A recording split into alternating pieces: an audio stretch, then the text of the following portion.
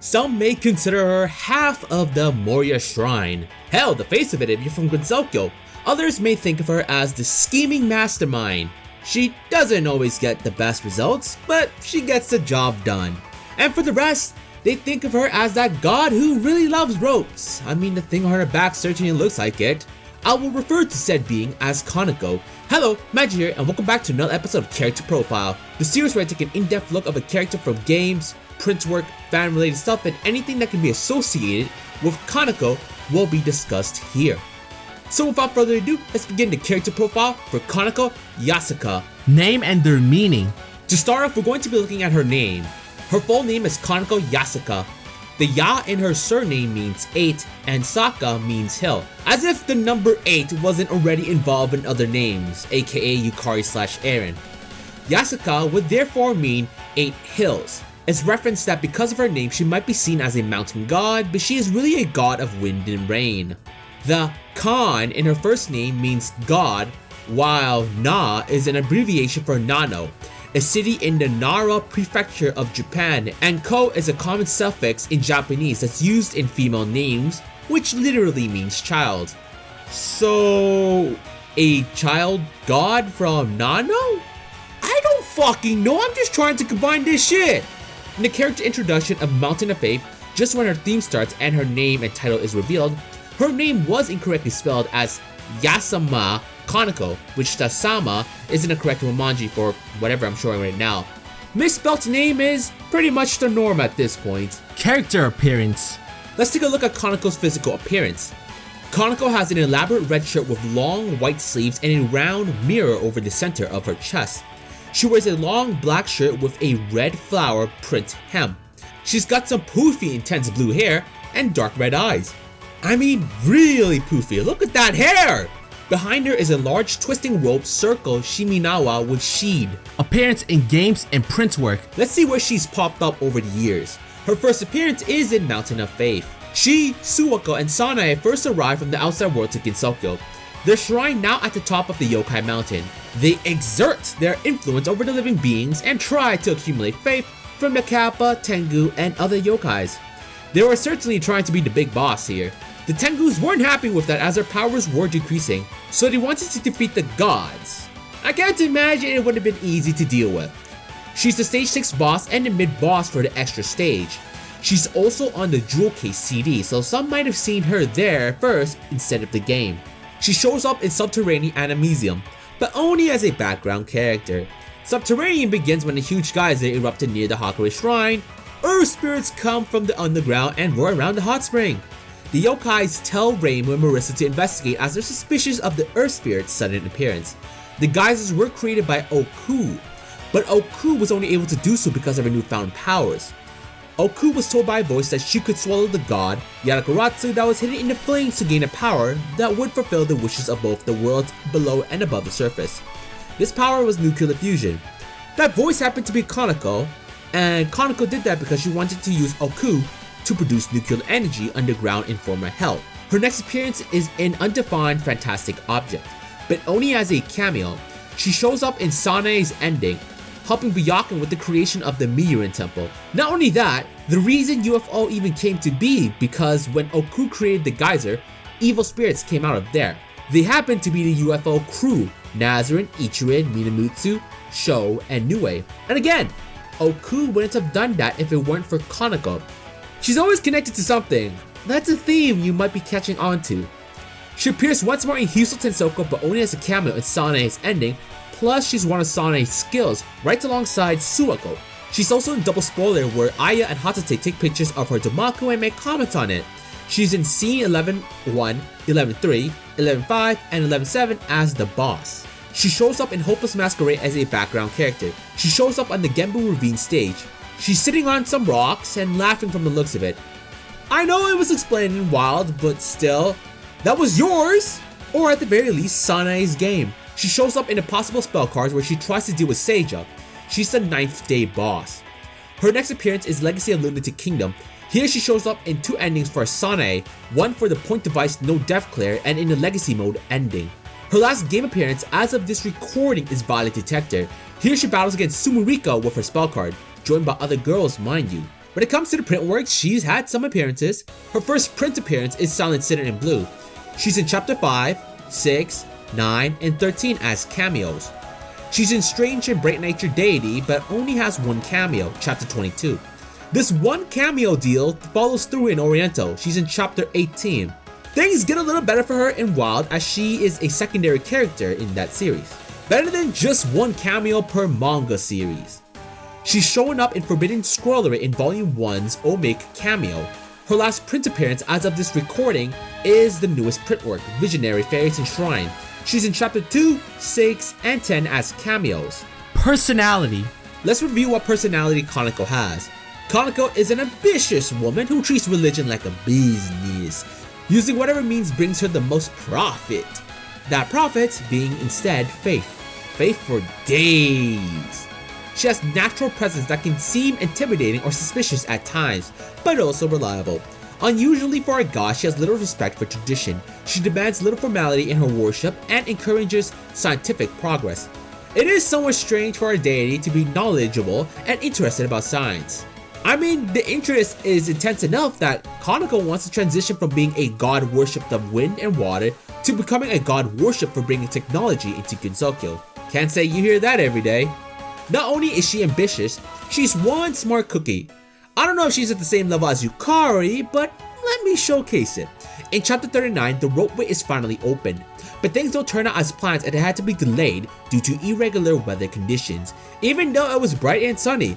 Kaizen was suspicious the Kappas were up to something as they had a slaughter stands set up, the good weather, plus they were the ones who built the ropeway in the first place. Kaizen suspects Nidori is delaying the ropeway on purpose to make money. Nidori swears she didn't intentionally cause it to break. We then learn the delay was due to Tengu's gust. They show a demonstration of Kanako sniping down the winds, giving a sense of security. It turns out the delay was not caused by Nidori, but in fact a setup by Kanako herself. During this entire fiasco, Kanako was able to give each side its own victory. The Kappas made profits from their stand and railway. The Morias gained more faith overall.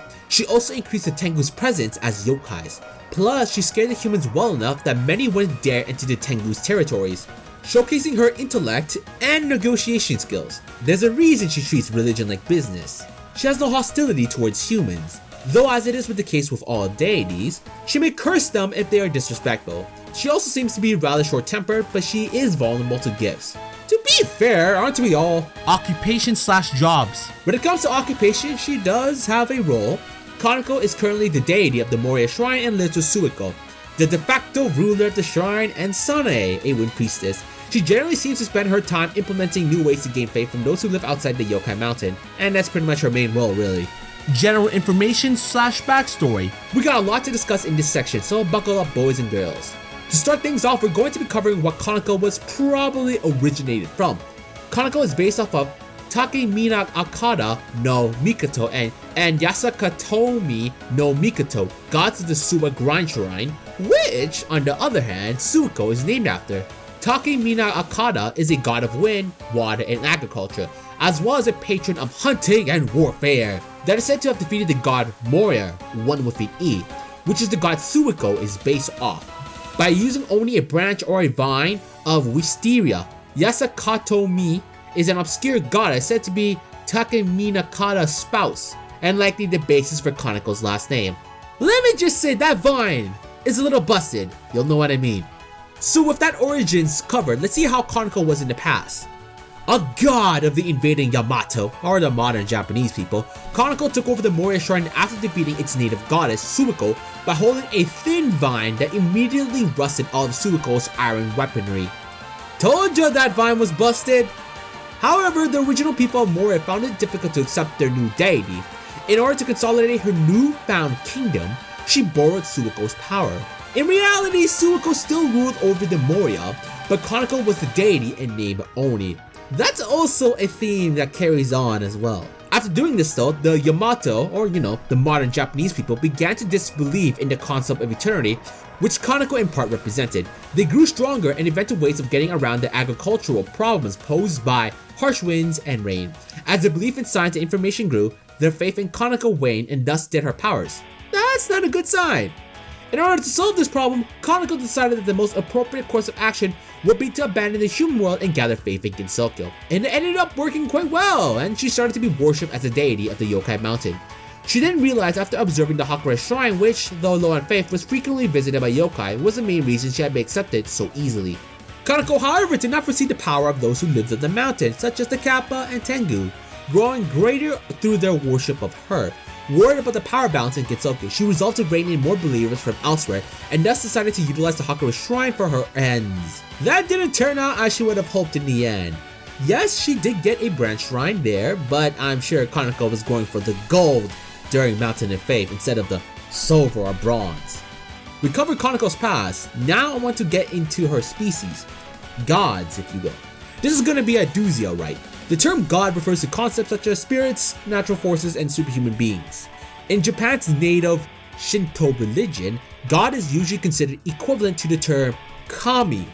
It should be noted, however, that kami includes a broader spectrum of beings than those found in monotheistic religions. Examples are Christianity, Judaism, Islam, Zoroastrianism, etc., or even polytheistic ones. Trying to say some of those words is pretty annoying. Shinto is at its roots an animistic religion, meaning that any being, alive or dead, object, or even phenomenon can be considered a god. Huh, so that's how it works. I'm not the religious guy myself, so I just assumed the god concept from Christianity. I'm glad I know the difference.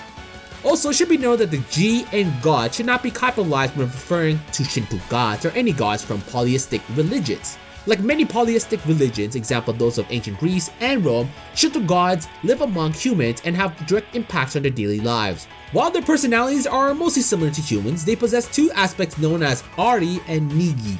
When they are worshipped, they will protect people and grant them a blessing, which is called Go-Riki. But when angry, they will create disasters and curses called Ta-Tari. In some cases, the Ari and Nigi aspects of the gods are so different in appearance and behavior that they are named or worshipped separately. A shrine is a place for gods to occupy in order to interact with humans, which can vary in size from a small box or shelf found in many homes to an entire building and grounds. So we just finished talking about gods and variations, specifically the Shinto ones. This time we're going to be looking at Shinto gods in the Touhou series. Shinto gods in Touhou are born from faith and derive their power from it. Note that being born can also refer to ascension to godhood, such as the case of Mizu no Uran Ushimako, a human who became a god after his death. As they are born from human belief, they share similar similarities to yokai, and some yokais have argued that the two are practically the same. However, they have many differences, and for the most part can be considered two different species. Unlike yokais, gods are not generally born from fear, thus they do not do things like attacking humans by default, but instead seeking out faith, typically in the form of worship. It's a little hard to gain worship when you're beating the shit out of the people you need the faith from.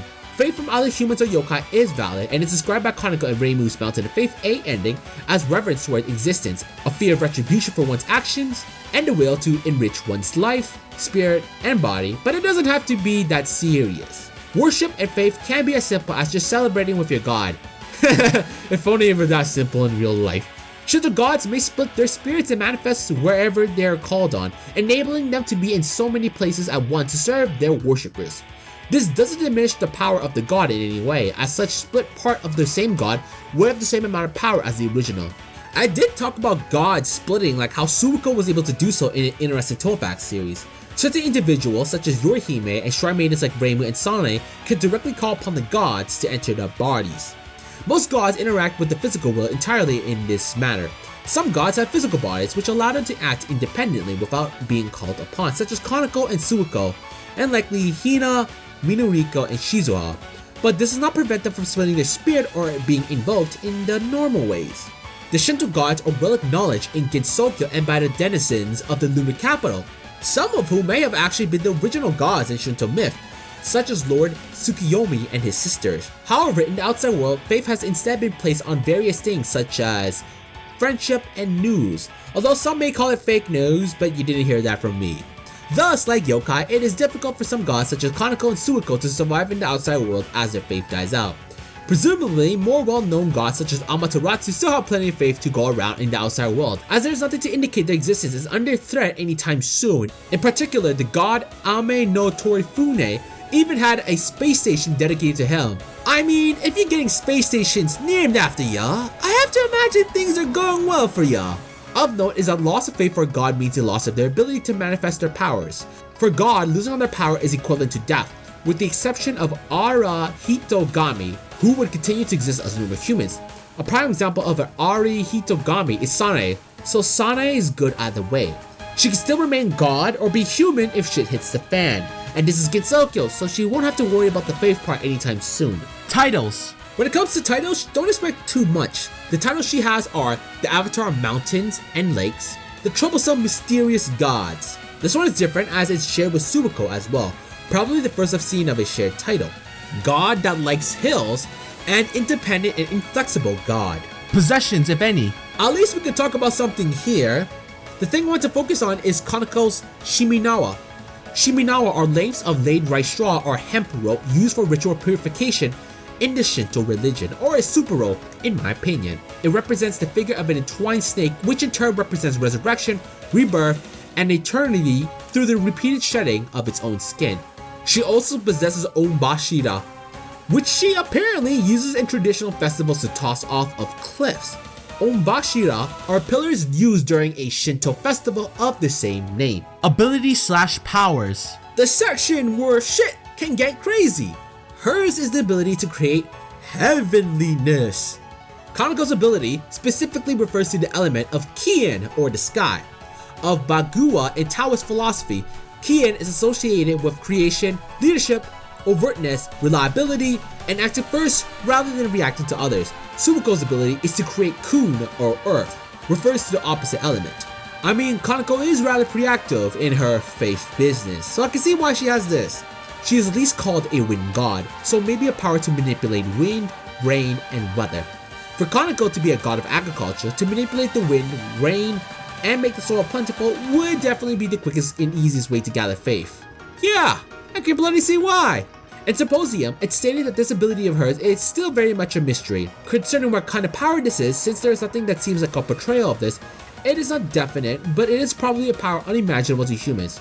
After all, perhaps wind god equals climate, which equals air, which equals sky. She has been seen altering the terrain with Suiko's help, opening holes to the underground, and even creating large structures. She helped build the Meteorite Temple as well. Yeah, even more vague than some other abilities like manipulating boundaries. But hey, if it works, it works. Not that we can see it anyway. Music. So music department is going to be short as expected. Her stage theme is called Cemetery of Onbashira, Grave of Being. That doesn't sound pleasant.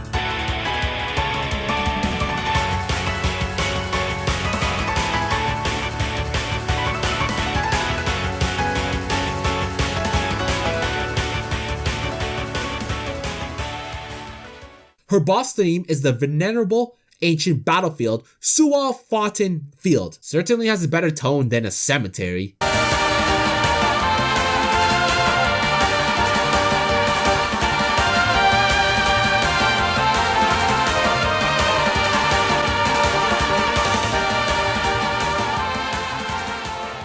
Spell cards. Since Kanako has never been playable before, we're gonna fill the section full of her spell cards, which, in all honesty, is a good amount, all things considered.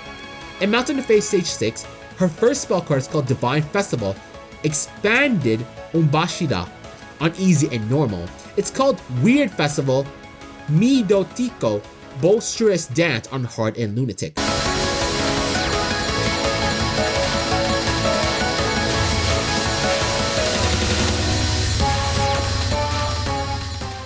Her next spell card is called Rice Porridge and Tube, God's Rice Porridge on easy and normal, Forgotten Grain, Unremembered Crop on hard, and Divine Grain, Divining Crop on lunatic.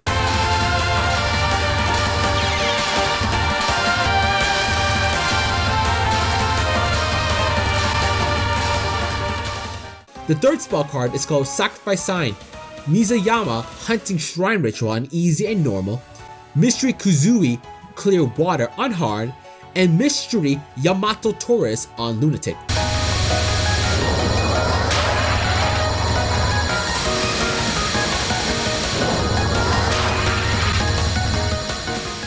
The fourth one is Heaven's Stream, Miracle of Otensu, on easy and normal, and Heaven's Dragon Source of Rain on hard and lunatic.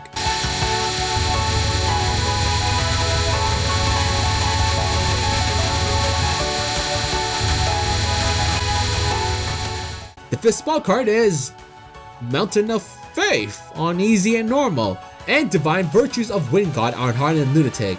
I mean, that's one way to name a spell card. Name it after the goddamn game.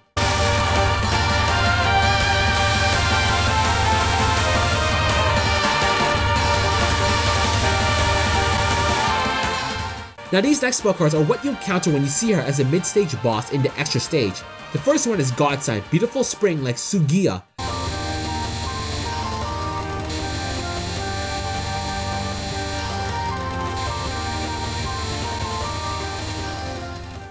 Next is God Sign, ancient fate linked by cedars.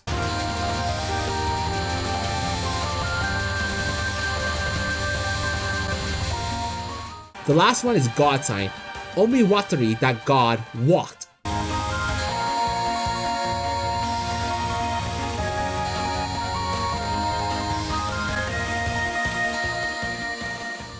Here are the spell cards that are shown in double spoilers. In 11th we have Snake Sign, Ground Serpent.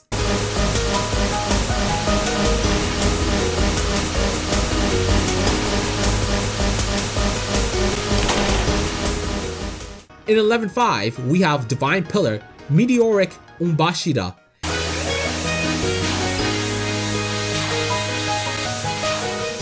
And for 11.7, we have Fleeting Path, Omiwatari Cross.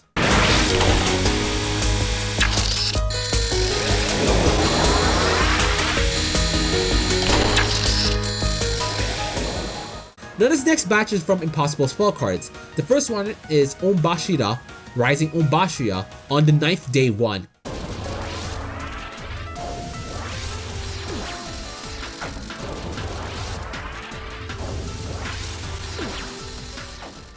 The last one is Sacred Authority of the Gods on 9th day 5.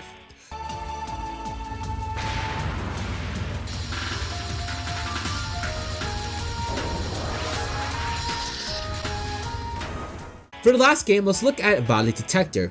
The first one is Wind God Sign, Mishi Bashida on Nightmare Monday 2, co-owner with Suwako.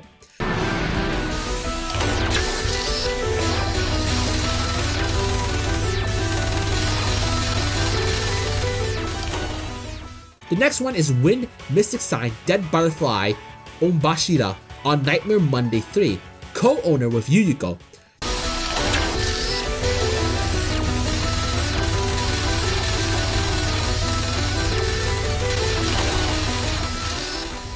The last of the spell cards is Windflower, signed Umbashida Trial on Nightmare Monday 6, co-owner with Eiki.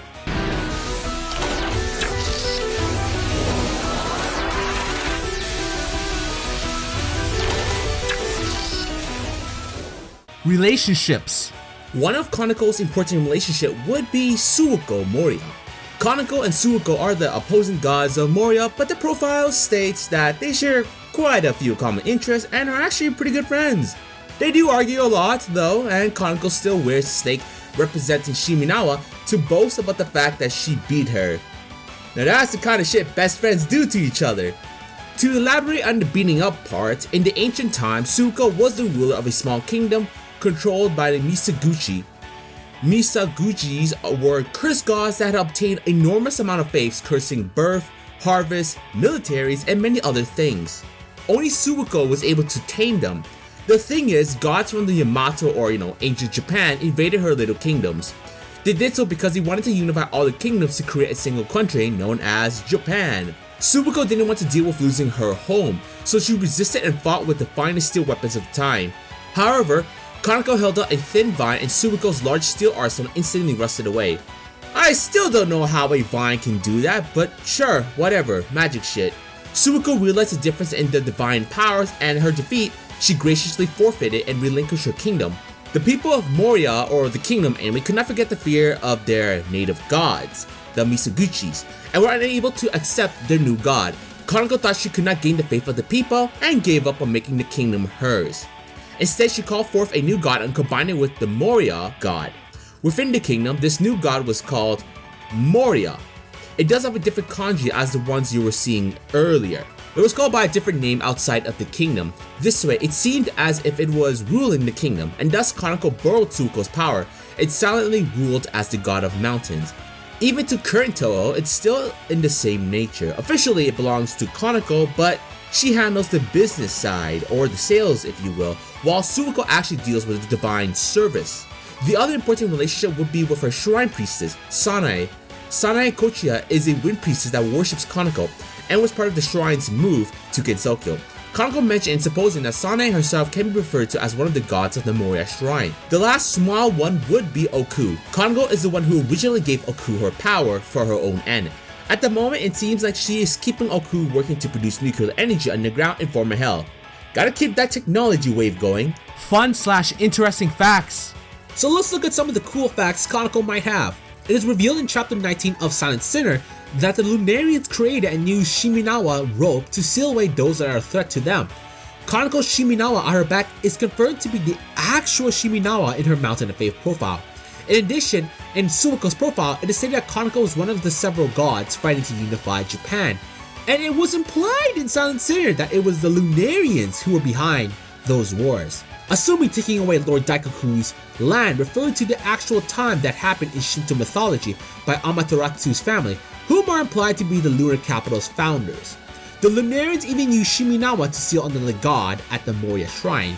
However, it is unknown if Kanako was connected to, in league with, or aware of any of this. For just a rope, they can seal some shit, alright.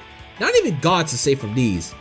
The shrine located in the background image of Kanako's spell card is the Autumn Court of the Lower Shrine, Shimosha, one of the 4 shrines that make up the Suwa Grand Shrine. It's a little hard to see with the spell cards flying out, but I tried to get the least cluttered one. Oddly, Kanako's sprite changes colors in rainbow order during the time between when her theme begins and when she starts the battle. It also happens to Yumiko in the PC98 era. Yeah, when slowing the footage down, you notice it much more easier, and the fact that it happened in the PC98 era as well is something else. Don't know if it was intended or a glitch, but whatever. Fan-on stuff. We're now in the fan-on section. This should be fun. In crossover fan art, Kanako is often depicted as a robot or an RX-77-2 gun cannon from Mobile Suit Gundam due to the faith pillars that attached to her during the final encounter in Mountain of Faith. Sure, why not? I never watched a Mobile Suit Gundam, just Seed and Destiny, but I'll take your word on it. Kanako is sometimes called by the other name Mise, which comes from Mise Nohara in Crayon Shinchan. This is mostly due to the fact that Kanako's hairstyle resembles the notable and common style of Mise's, often called as Mise here, which gave her the strong impression of it in her first appearance. There are also specific scenes in canon in this relation. In Marissa's B ending in Mountain of Faith, Kanako drills Marissa's head with her fist, the commonly known Mise's hair drill in Japan, because she built a small shrine in the Forest of Magic, which is rarely visited by humans. I sorta see the resemblance, but still looks really off. Kanako is also depicted with Yukari and Eren, whom have the same character of this kanji in their name. This is due to the characteristics and personalities often regarded by some fans as a sign of elders. In this sense, they're occasionally called the old hags in harsh cases. And we've talked about this many times, that's for sure. Due to how Mountain of Faith's event appears, fans first assumed Kanako as a scheming mastermind. But as time went on, and more of Kanako's plans were shown to fail, this interpretation became less popular. Ironically, recent events have revealed her to be fond of various projects, such as the dam or the sky trolley, meant to gather faith, most of which encounter some sort of troubles. Like I mentioned earlier, she's got the intellect. It just doesn't always pan to how she would want. Pairings. Just one pairing for Kanako here. Her only pairing would be the other goddess she defeated in the past, Suwako. Kanako and Suwako, or Kanasuwa, often features the two acting as parents for Sanae. In other interpretation, Kanako is dominant over Suwako, having taken control of Suwako's shrine by force, and Sanae is often depicted as being a level-headed shrine maiden who tries to keep both of her goddesses' antics under control. In hentai artwork, their relationship is mostly mutual and consensual, but in hentai doujins, Suwako is almost portrayed as being completely dominant over Kanako, since she is the more powerful goddess. Or maybe they're written by lolicons. But yeah, I hope you guys enjoyed this video. Which facts about Kanako were you surprised at? Do you think it was bullshit how Yvonne was able to rust all of Suiko's iron weapons? Do you think Kanako is a good schemer? Or do you believe her becoming the goddess of bringing technology will be good for Gensokyo? If you guys enjoyed this episode, please give it a like and subscribe, or else you might be used by Kanako for some plan, whether good or bad. Either way, this is Magi, and thanks again for watching.